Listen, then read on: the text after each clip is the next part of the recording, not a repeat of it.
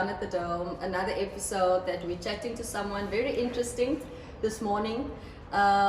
His name is Frans-Anthonie Gerber, a friend of mine, but now also hopefully a partner of the Dome. Frans-Anthonie, welcome. Thank you for being here. Thanks, Daniel. Nice to be here. Thank you. Yes. So, firstly, tell us, who is Frans-Anthonie? Sure. To put that on social media is actually very scary. No, I'm just a normal person, loving life, loving exercise, and believe in 110%. Whatever you do it. Yes. So, when I met you and I got to know you, I learned that you're a dental technologist turned another direction. Tell us about that. Yeah, so you must remember when I was in school way back, I was told that would be the profession for me. So I started studying dental technology. I liked working with my hands, and it was such a nice profession. And I loved it for the 4 years while studying it. But then I got back to Windhoek. I started working as a dental technologist, and I realized that sitting in a laboratory the whole day on my bum, not seeing people, not moving around, it's not for me. So then I decided after 2 years, I'm still young, I need to see the world, but not just traveling. So I was at that time playing rugby, and I decided to search for a contract. Yes. And I went to the United States. I went to America on a 2-year contract to play rugby. Yes.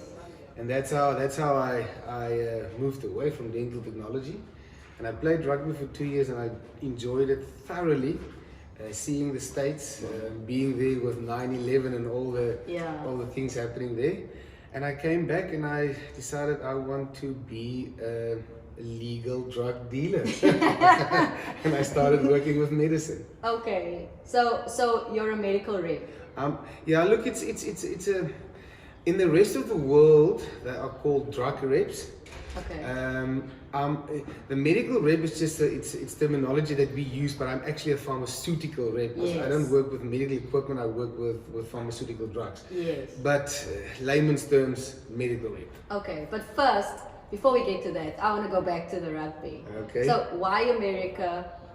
How was that experience? Because at that time rugby was not as big as it is now in the States. How was that experience? Yeah, look, at that point in time, we're talking about the early 2000s, everybody went to Europe to play rugby. Yeah. I didn't want to go to Europe. I wanted to go to America. Yeah. And it was not easy getting into America. So I've decided I'm going to do an internet search. And I started emailing clubs because I've picked up on internet that there are a lot of rugby clubs in America throughout the entire United States. I emailed 52 different clubs. Sure. And within 24 hours I got a reply, a feedback back from one of the clubs in Philadelphia, and they had a whole program for international players. Yes. And that's how I got my B1 visa, sports visa. They look, at that time it wasn't professional rugby as we know it now. It was semi-professional. So what they do is they support you. So they bring you over, they put you up housing, they give you a car, they pay for all your expenses, and you just play rugby. You don't make money out of the rugby. So we had to do some odd jobs here and there to make extra money, but you didn't spend any money. They paid for everything. And that's how I got into. Look, I think making money or doing it as a profession, I think Europe will be much better, or would have been much better at that time. But I wanted to see the States. I wanted to be, and I wanted to be on the East Coast, not the West Coast, because I wanted to see New York and Washington. Okay. So that's why I went that side. So what was your experience of the States? Beautiful. Look, you must remember the Americans are funny people. When they come to Namibia and you see them, they talk funny, they very arrogant, but once you're there, the people are just amazing. And remember, Philadelphia is the city of brotherly love. The people were just fantastic. They really carried me on their hands. They took me to the guys in the team took me to their families. They took me on trips. It was just very, very, very nice. Yeah. So let's get to this pharmaceutical world now. What do you do currently, pharmaceutical wise? Yeah, so Neil, I started out as a medical rep, so working for South African companies, promoting and selling their products, and I was involved with the biggest generic cardiovascular company in South Africa and doing their cardiovascular products. So I'm quite fond of, if you can call the heart and the blood. That's what I like. But you also get to a point where you don't get to the next level because you just keep on selling the same stuff over and over again. Yeah. So that became a bit, I was agitated because it's nothing new. You feel like you don't move along. And then I got involved with Fabufarm, which is the only pharmaceutical manufacturing company in Namibia. A factory that's older than 30 years, been there for many years, but they only work with state tenders, state medicine. And I got involved with them. We started looking into the private market, and that's where I put 90% of my time now. Product development. So we sit around the table, we look at what we can get, what we can do for the Namibian people, and we develop products and we bring them out and we do them better and stronger and more potent than the guys in South Africa, because we can do it and we can look at a product and 6 weeks later the product is on the shelf. So that's where I'm involved now. So I can ask you directly, you were part of the development of the MVA products? My brainchild, yes. Ah, really? So what was that like? Look, it was very interesting. So we were sitting, myself and the R&D pharmacist at Fabufarm, Frans-Anthonie Gerber, he's been there, it's actually his company, and we were looking at developing a immune booster for the winter months and looking at what ingredients we want to put into this product. And then it was lockdown, COVID. And yeah, you released just before COVID. So what happened was that we were looking at the effervescent, and then they phoned me and they said, Frans-Anthonie, we've got a big problem. Heathrow, lockdown in London, we can't get our effervescent machines and equipment in, so we can't do effervescent. And we said, okay, but let's try a capsule. Let's see what's going to happen. And then I was looking at social media all over the world. What are all the doctors and specialists all over the world saying? What do we do for COVID? What? Because at that point in time there was no protocol. Nobody knew what medicine, but we know we had to use these different minerals and vitamins in one product. And we started working on that, and we put it in a capsule. And we thought, we're gonna get a lot of problems with these capsules. Everybody's working with effervescence.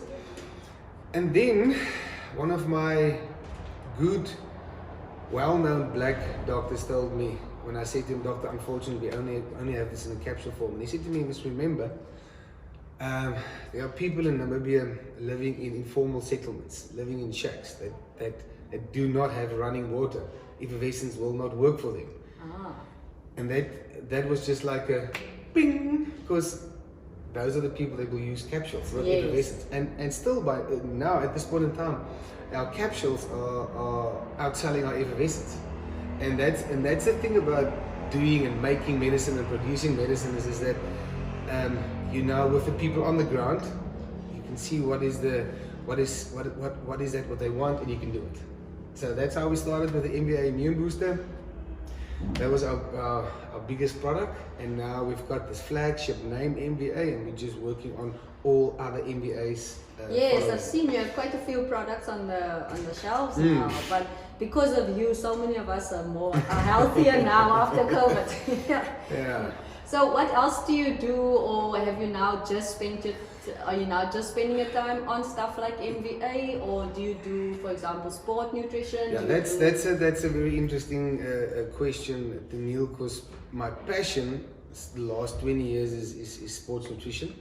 I was involved with some very big South African companies, but to say it in a sad way is that a lot of these companies that I was involved with start missing the point, is making money and not bringing out products for the people. So I'm still involved with one company for endurance products for the cyclist, a company called Bar. But now at Fabu Farm, we are actually now looking, and I'm very excited about this. We're looking at a recovery product that we are busy developing. It's going to have all the best ingredients in.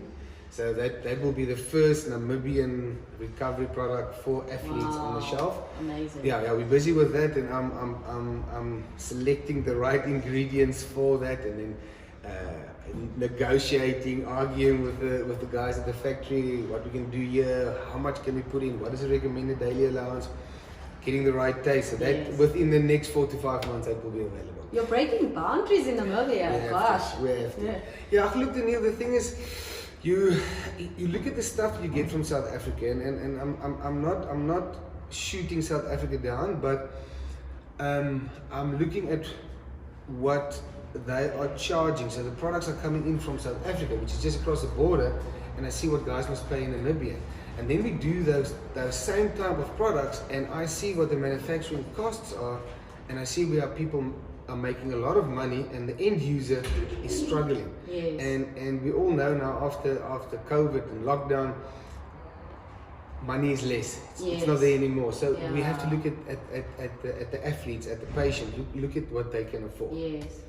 You're truly a proudly Namibian individual. By Namibia, for Namibia. Exactly. So I think we thoroughly now know your professional side. I want to get to the personal side a bit. Do you have a family? Who's backing you? Yeah, look, I've got a very nice family. I've got if you ask me about who's backing me, I've got a wife which is very, very strong, and I'm actually the small one in the family. No, I'm married now for it's almost 17 years.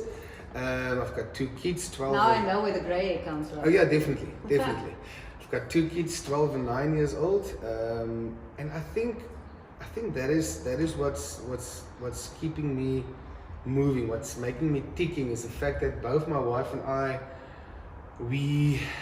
if I can say in layman's terms, the drug that we use is exercise and sport. So both of us are exercising 2 to 3 times a day, 6 times a week. We're trying to set that example for the kids, so they grow up in an environment where they know healthy living. They must train. Look, we always have sweets in the cupboards. So the kids, we don't keep the kids away from that. So they must still be kids, but they must know when we eat, this is what we eat, how we do things. So that's what's keeping me going on every day. There's a wife and there's kids, and that's what I must work for.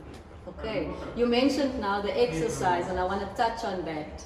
I know you're an avid cyclist, and there are some of the Namibian cyclists that you pass. So where did the love for cycling come in? Yeah, that's interesting. So I played rugby till about 2007. I was in a group of friends, all German guys, all cycling, and we were sitting one December holiday. I was no kids at that time. We were sitting on a houseboat in the Kapiri one December and having a couple of drinks, and I said to the guys, okay, but listen, we are four guys. 3 of you are cycling. I reckon I can cycle. Let's do the desert dash. And they said, okay, it's a deal. And that was the December, and the next December we participated in our first desert dash 4-man team, and we won the 4-man team. And then I decided this is the thing for me. I think because one is competitive, because of playing rugby so many years, that is just the thing pushing and going on. So yeah, so I was at the time very, very competitive, because I'm physically a bigger cyclist. That was always a drawback. It's always difficult to cycle against the younger, smaller guys. But 15 years, that was what I've done for 15 years. I've competed locally, internationally, did races all over South Africa. Yeah. And that's where I'm now with the cycling. Is I still cycle. I will pick 1 or 2 races in South Africa in a year. We'll prepare for them, and then we'll go and do them and come back. But I think that competitive edge is now first in the background. It's now just all about fun. Okay, you mentioned earlier that you're touching rugby again. Woo, What happened there? don't have to say that. Now listen, so I've retired in 2007, but always watching rugby on television, you get that itch of, what if I can play one more game, just one more. And I know I'm fit, but I also know that the body wouldn't be there. Because you're not 19 anymore. Exactly, I'm 47. So, and then obviously how things will work out, where my boy is in school at Parkies, Pioneers Park Primary School. There's a men's first division rugby club called Vipers. They exercise, they practice on our pitch. And one of the guys said one day, just come and just play with us. And I asked my boy, I said to him, Zayden, you've seen Dad cycle a lot. You want me to play rugby? You want to see me play rugby? Yeah, I want to see you play rugby. I said, okay. One season. I will play one season that you can see I play rugby. Yes. So last year, I went to the shops, I bought my boots and my scrum cap and mouth guard, and I said to the coach, listen, I am twice the age of these guys. Yes. Let me play 10 or 20 minutes. Let me just be on the You're bench. An impact player. Precisely. But that didn't last long. I started playing full games. Well, you have the fitness for it. The fitness, I must say, was easy. It was just the contact. So within the last part of the season, I torn a bicep, I torn a hamstring. Wow. But it's all about recovery. Yes. So and then in the finals, unfortunately, last year in the finals, we lost. In the semi-finals, we lost against a team from Swakopmund. And then my wife said, "Okay, but you've got one more season left in you." So yeah, so I had to. Then at the end of last year, started switching around my exercise, my training, so that I can be fit for the bike as well as for the. Yes, quite a different type of training. It is. I had to pick up some weight so that I can be on the pitch, but I must also carry that weight on the bike up a hill. So I started this year playing again, and then one of the moments in my life that will always be the best is that in the beginning of the year, the Namibian team was playing against the Pumas from South Africa, and at 47 and 12 for my boy, we played on the same pitch on the same day. Wow! Warm up matches for the Namibian team, and that is just precious for me. Yes. What father can say that his son played on the same pitch on the same day? So yeah, look, Neil, that's tough. It's tough on my body. I must take a lot of shots and I must take a lot of painkillers. but this is the last. Well, at least you've got Francie, your wife, to help with the sport massage and the recovery since she's a bio. Yeah, look, and also you must remember when I go to the pitch in the afternoons, I go out before the younger guys start doing warm-ups, getting myself ready. It's a lot of work, but one more season and then I can say, okay, I'm done. Take that, I'm done. Yeah, now we can start being older people. Start being an adult again. Yeah. Okay, let's get to the fun questions as well. I'd like to ask the fun questions. Right. You know those dating questions where you ask those awkward, what's your favorite color type of stuff. So let's ask those type of questions. What is it that Frans-Anthonie likes to do to relax? It's a very difficult question because I can't relax. My wife always say that there must be ants in my pants. I can sit in front of the television and start watching something, but 20 minutes and I must stand up and do something. So it's difficult to relax, but I do read books before I go to sleep. So I'm totally involved and got a passion for the Namibian, or at that time the Southwest African border war. So I read everything about the border war. Bit of history, and then I like to watch, if I in front of the television, I like to watch all the Viking series. So that's something that I do like. So it's all about war and fighting. But I must say to Neil, when I'm on my bike cycling, that is relaxing for me. Okay. That's relaxed time. Okay. So if your house was burning down, and you could take 3 things before it completely tumbles, what would those 3 things be? So I reckon the family's out already. Yeah. They're not there. I must say, I would definitely first get my cell phone, and not just because it's a cell phone. Because if this was a question 20 years ago, I would say I would take some pictures, my albums, and I would take my Bible. But now all of that stuff is on my cell phone, so Okay. I'll take my cell phone, Okay. and definitely my bicycle. So you can go. I've got 5, but I'll take 1. You've got 5. Yeah. This is now road and mountain Mountain bike, and yeah. stationary Yeah, and yeah, everything. but I'll take Okay. 1. I'll take 1. All No, right. the rest is fine. I'll leave it to the insurance. But I'll take my cell phone and I'll take that bike. Okay.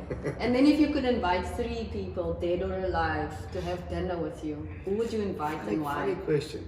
Look, it would be utmost interest to sit down to Jesus and speak to him, and ask him questions about today, not about what he went through. I want to know why things are happening today, why are things falling apart, why are certain people that are doing what they're doing getting away with that. So that definitely. I would love to sit with Bob Marley. I think he's just a... He was a genius in his time. Oh, jeez. His music and the way he lived, and obviously I would sit a bit away from him because I don't know what's going to jump out of his head, but I would love to sit with him. And then I would like to sit next to, look, and it's something, maybe not saying social media, but if there's one sport that I enjoy more than rugby, it's WWE. Okay. I love wrestling. So I would like to sit next to The Rock, Dwayne Johnson, and I would just like to feed off his energy. Okay. So those were the... But he's also very insightful. He He has a lot of wisdom to him. He is, and what I like about, and that's one of the reasons why people ask me, why do you watch wrestling? It's like, I'm looking at a guy that's my age, that is ripped to the bone, fantastic physique, and he can do all those movements at 120, 150 kgs, and they can do all those moves Yes. in that squared circle. It's Yes. unbelievable, unbelievable. Sure.